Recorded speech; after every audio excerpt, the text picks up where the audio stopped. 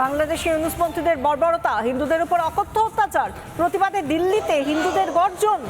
প্রতিবাদ কর্মসূচি নাগরিক সমাজের, বাংলাদেশ হাইকমিশন পর্যন্ত হবে মিছিল। বাংলাদেশে বন্ধ হোক হিন্দু নির্যাতন, সমাবেশ থেকে উঠল আওয়াজ।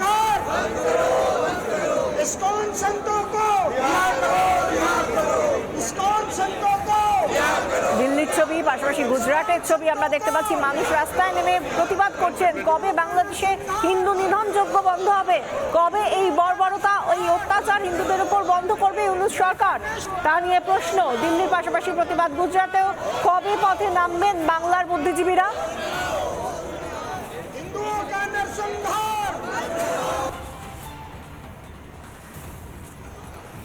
প্রতিটা দিন আসছে আর আমরা কোনো রকম এমন ছবি দেখতে পাচ্ছি না যে হ্যাঁ অন্তত আজকের দিনে দাঁড়িয়ে হিন্দুদের উপর অত্যাচার কিছুটা হলে বন্ধ হয়েছে বা কমেছে। বরং উল্টো ছবি দেখতে পাচ্ছি বাংলাদেশ থেকে। প্রত্যেক মুহূর্তে যে ছবি আপডেট আসছে তার থেকে কখনো ইসকনের মন্দির ভাঙা হচ্ছে, কখনো হিন্দুদের সম্পত্তি হানি হচ্ছে, কখনো তাদের প্রাণনাশ করা হচ্ছে।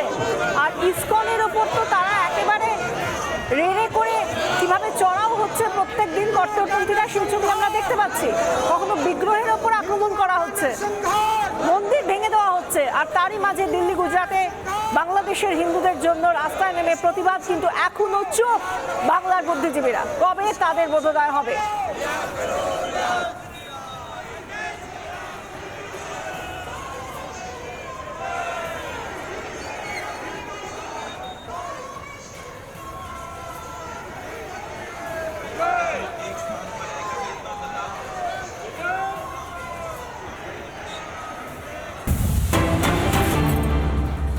শুধু দিল্লি বা গুজরাটেই নয়, দেশের গণ্ডি পেরিয়ে একেবারে মার্কিন মুলুকে, ওয়াশিংটন ডিসিতে প্রতিবাদ।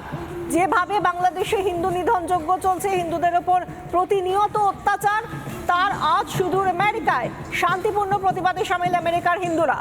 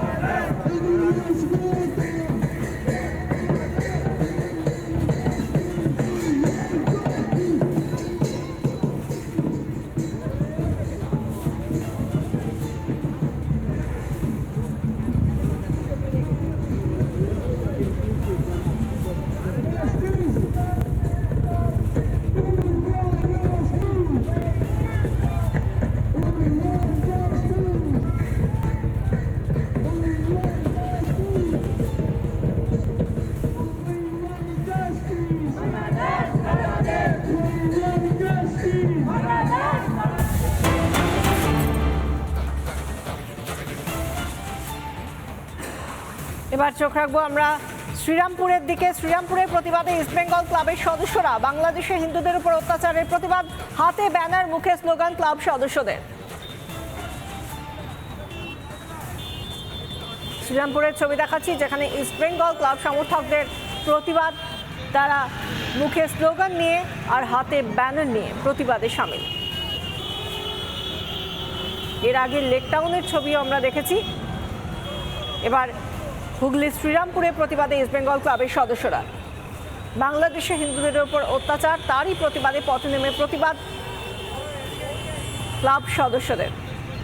ক্লাবের জার্সি পরে তারা পথে নেমেছেন, হাতে ব্যানার, মুখে স্লোগান। প্রতিবাদে হিন্দুদের সুরক্ষা দাবি বাংলাদেশে।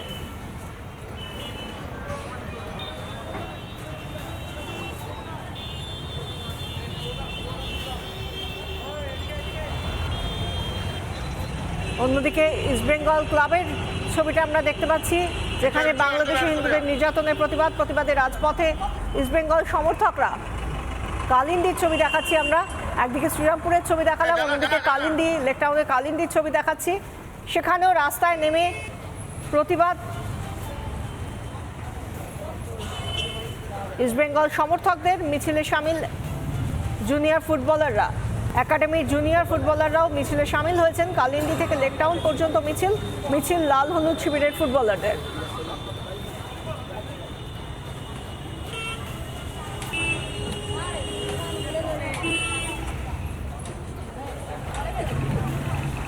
শ্রীরামপুরের ক্লাব সদস্য জয়ন্ত চক্রবর্তী কি বলছেন শুনুন।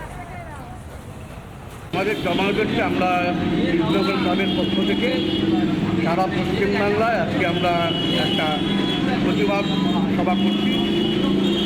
কারণ হচ্ছে আমাদের ইস্ট বেঙ্গল ক্লাব ওপার বাংলার সঙ্গে সবসময়ের জন্য জড়িত। ইস্ট বেঙ্গল ওপার বাংলা আমাদের যে আত্মীয় স্বজন সংখ্যালঘুগুলো আছে তাদের প্রতি যে অত্যাচার হচ্ছে তার বিরোধিতায় আজকে এই প্রতিবাদ সভা।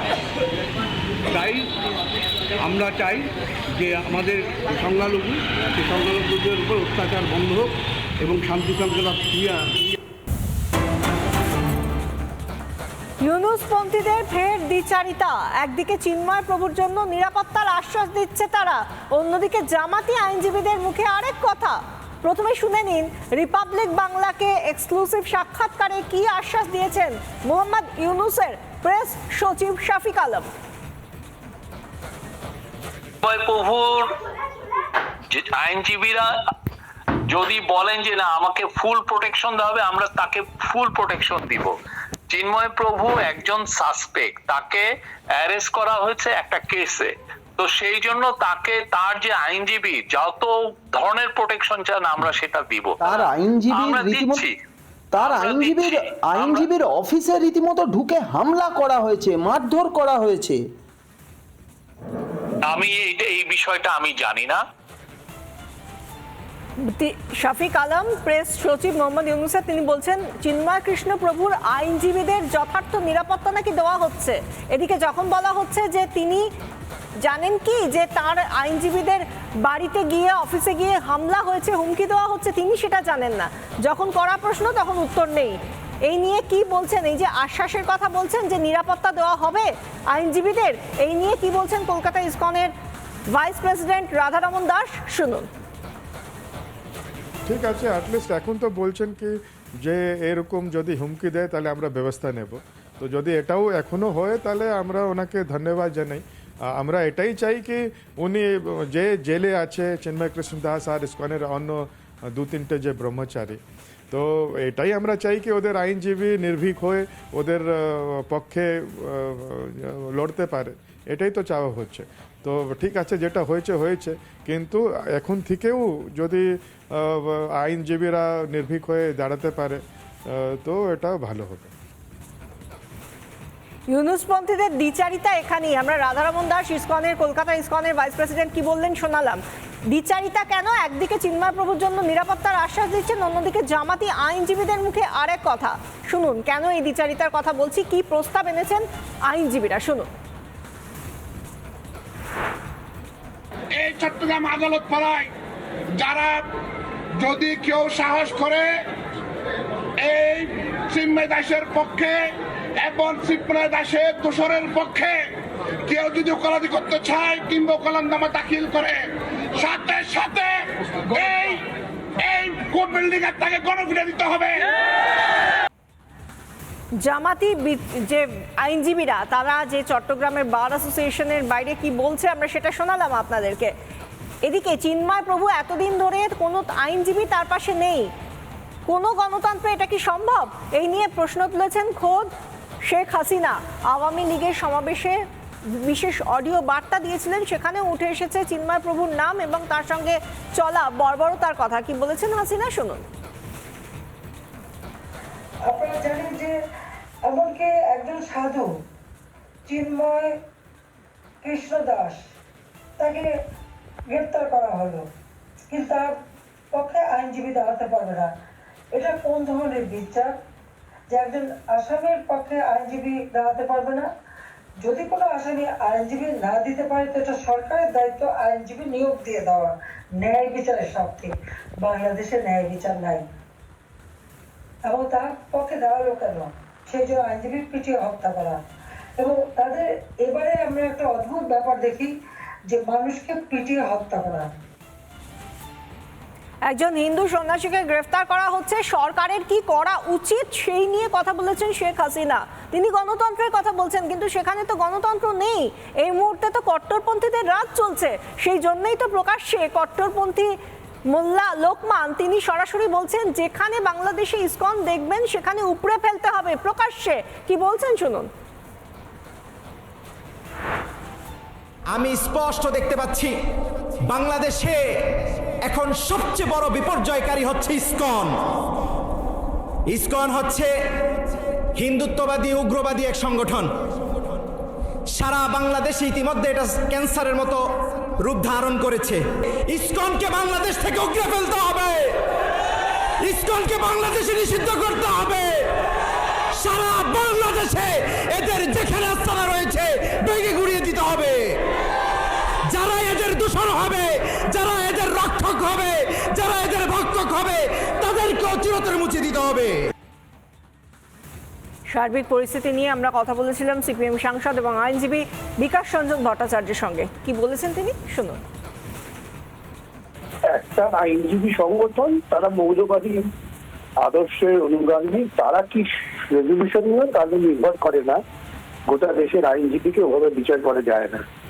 নিশ্চয়ই সেখানে সৎ আইনজীবী আছেন যারা মনে করেন যে সকলের আইনের অধিকার আছে, যেটা গণতান্ত্রিক দেশের অধিকার পাওয়া মানুষের মৌলিক অধিকার, সেটাকে রক্ষা করার জন্য অন্য আইনজীবীরা এগিয়ে আসবেন, এই বিশ্বাস আমার আছে। বাংলাদেশ সরকারকে উদ্যোগ নিতে হবে যে সরকারের তরফ থেকে চিন্ময় বাবুকে যাতে আইনি সাহায্য দেওয়া যায়। রাষ্ট্রের দায়িত্ব বিচারের সুযোগ করে দেওয়া সকলের কাছে, সেটা নিশ্চয়ই ইউনিট সরকার করবেন। না করলে তারা আন্তর্জাতিক স্তরে নিন্দিত হবেন এবং এই বিষয়টা গোটা পৃথিবীর মানুষ ভাবছে যে সংখ্যালঘুর অধিকার কিভাবে নষ্ট করা হচ্ছে, সেটা সকলেই চিন্তিত হয়ে যাবে।